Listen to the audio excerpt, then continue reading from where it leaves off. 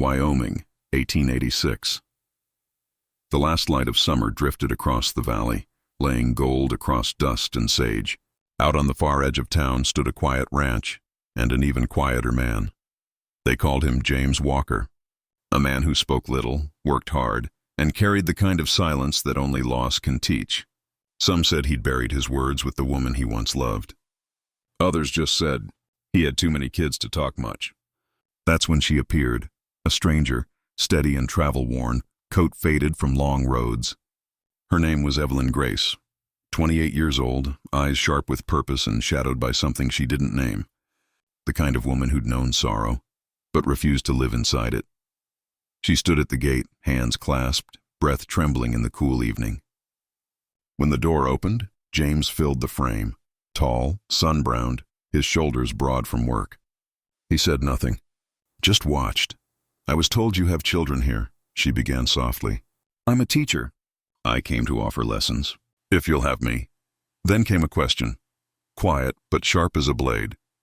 "You ever had children of your own?" The words hit her like cold wind. "I can't," she said finally, "but I'd raise them as if they were mine." Then slowly the corners of his mouth lifted. "Good," he said. "I've got enough kids for both of us." Morning came early on the Walker Ranch. The sky was pale and silver above the ridgelines when Evelyn woke to the scent of hay and coffee. Someone had already left a bottle of warm milk by the stove. No note, just a simple kindness. She smiled faintly. That kind of silence, she thought, says more than words ever could. At breakfast, 4 children watched her with cautious eyes. Eli, the eldest, maybe 10, sat tall, pretending not to care. Finn, 5 or 6, grinned shyly from behind a chipped mug. Nora, soft-faced and careful, helped her baby sister Lottie spoon her porridge without spilling. When Evelyn tried to speak, they scattered like sparrows. But their eyes followed her, curious, waiting. She didn't push. Instead, she walked to the yard, drew letters in the dirt with a stick. "A curl's like a cat's tail," she said softly. "S slithers like a snake." By noon, small footsteps crept closer. By sunset, tiny fingers traced her letters in the dust. Inside, James passed through the parlor, pausing only a moment. He didn't say much, just a slow nod when he saw his children sitting still, listening. But there was something new in his eyes that day. Something lighter. Evelyn Grace had only meant to teach them, but the ranch, and the man behind its silence, had begun teaching her something too.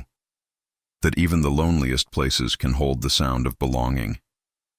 Days passed, each one a little less quiet than the last. Evelyn had found her rhythm, mending torn sleeves, teaching lessons by the fire, humming lullabies she thought she'd forgotten. By the second week, the children no longer hid. Eli asked questions about maps. Nora followed her everywhere, clutching a scrap of chalk like treasure. And Finn, sweet, clumsy Finn, started bringing her tiny rocks he called gifts for the teacher. James said little, but his eyes said plenty. He'd walk by the parlor, pretending to check the firewood, yet linger just long enough to hear the children laugh. One afternoon, Evelyn found him by the porch rail, sewing a torn sleeve, needle clumsy between calloused fingers. She watched quietly as he pricked his thumb, muttering under his breath. "You sew?" she asked, a small smile playing at her lips. He looked up once, shrugged. "When I have to." A pause. "It's Finn's. He won't sleep without this shirt." She nodded. "It suits him." He didn't smile, but his shoulders eased, just a little. That night, as the house settled into silence, Evelyn stepped out beneath a silver moon. Across the yard, she saw James carrying little Lottie, fast asleep, to her cot by the barn window.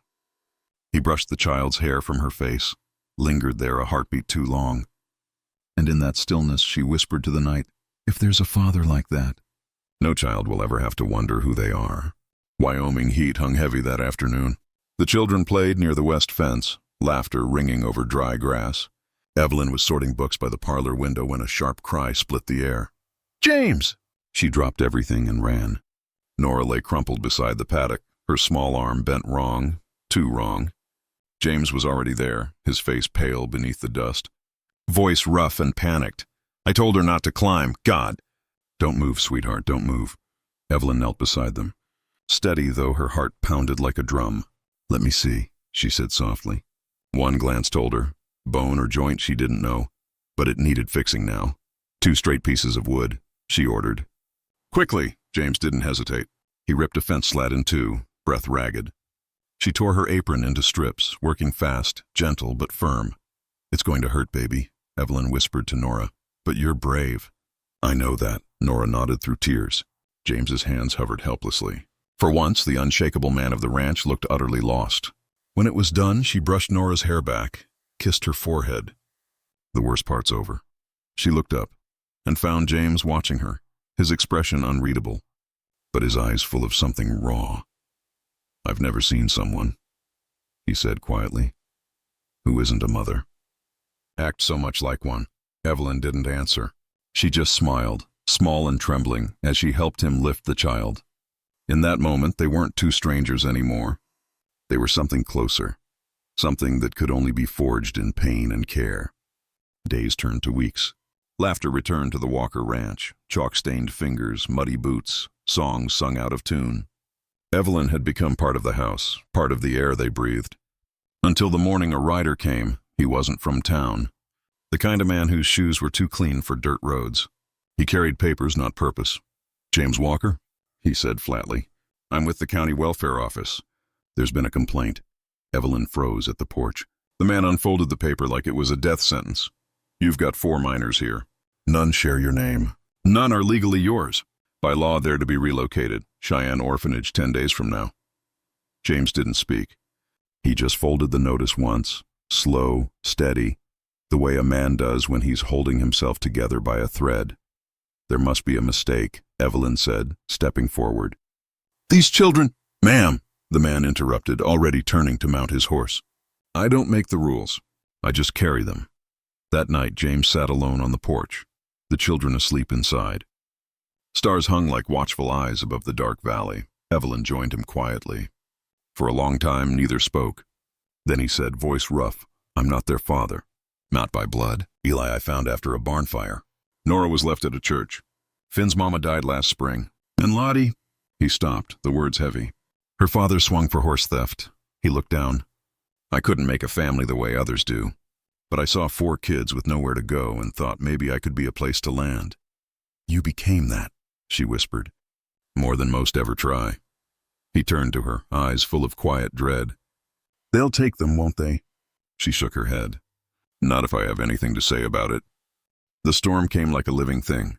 Thunder crawled low across the valley, rain beating hard against the windows. Inside the Walker house, every lantern flickered, throwing wild shadows across the walls. Evelyn sat by the hearth. Little Lottie curled weakly in her lap. The child's skin burned with fever.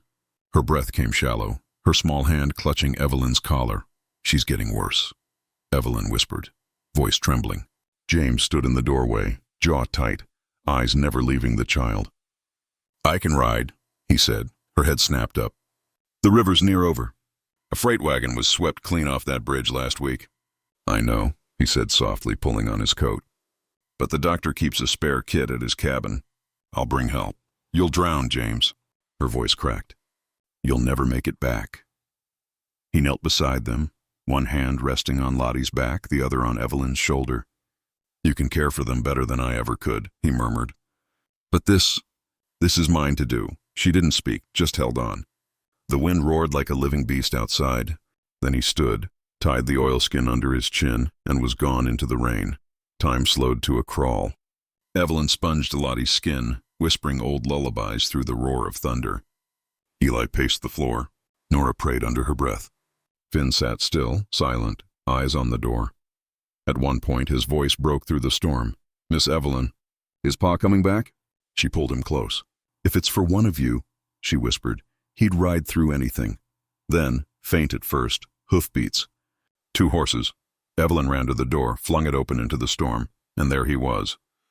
Soaked, pale, barely standing, mud to his knees. Behind him, the doctor clutching his satchel. James stumbled into the doorway, breath ragged. Got him, he managed. And the kit. By morning, Lottie's fever had broken. The sun rose slow and gold, spilling light across the damp yard. Evelyn stood in the doorway, watching James asleep in a chair, boots still wet, head bowed, peace at last. The sun rose over Walker Ranch like a promise. The storm was gone, leaving behind air so still it felt sacred. Inside, little Lottie slept peacefully, her fever broken. And James Walker, the man who'd ridden through hell for her, sat slumped in a chair, boots still wet, finally at rest. A knock came at dawn. 2 county men stood at the porch, hats in hand, boots clean as courthouse floors. "We've got word from the Capitol," one said. Petition reviewed. Community testimony came in strong, and that letter from Miss Grace sealed it. Evelyn's heart stilled. The man handed her an envelope. "The removal order's been rescinded. The children stay." Behind her, small footsteps pattered. Finn's voice broke the silence. "Are we staying?" Evelyn dropped to her knees, tears slipping free. "Yes, sweetheart," she whispered. "You're home." A week later, the final letter arrived. "Legal guardianship confirmed," she read softly. "James Walker, provider and protector. Evelyn Grace, co-caretaker, responsible for education and well-being." The children didn't understand every word, but they felt the meaning, the way her voice shook, the way James rested a hand on Eli's shoulder. That night, laughter filled the kitchen. Burnt cornbread, crooked smiles, stories that didn't need perfect endings. For the first time in years, they were whole. "I'm not one for fancy words," James said quietly. "But if you were to stay, I think this place might just become something good, for all of us." She reached for his hand. Their fingers met, steady, sure. No vows, no speeches, just 2 souls who'd finally stopped running. Months later, under a blooming oak tree, neighbors gathered. White chairs, lilacs and tin cups, 2 simple rings on the table. Evelyn Grace walked down the aisle between 4 smiling children. At the front stood James Walker, his vest pressed, his heart wide open. "I can't promise riches," he said softly, "but I promise you'll always be needed here." "And loved," she smiled, eyes shining. "That's all I ever wanted. Because family isn't built by blood. It's built by who stays, who rides through the storm and comes home again." And under that wide Wyoming sky, the Walkers did just that. Years passed, but the land remembered. The fences still whispered when the wind blew east, and laughter still drifted from the Walker porch long after supper. Evelyn's lessons spilled beyond the ranch. Children from town came to learn beneath the old oak, chalkboard propped between barrels, dust glowing in the sun. James repaired saddles for neighbors, traded horses for seed, always home by dusk. Life didn't become perfect. It just became theirs. And that was enough. One evening, Evelyn sat on the porch steps, book in hand, hair loose in the breeze. Across the yard, James was mending a bridle, Eli beside him, quiet and sure. The light turned honey gold. She smiled to herself. "I once thought my life had ended," she whispered. "Turns out it was only waiting to begin again, right here. Because love, real love, doesn't arrive like thunder. It settles, slow, steady, like dusk across the prairie, and as the wind carried laughter through the fading light, the Walker family stood not as what they'd lost, but as everything they'd found.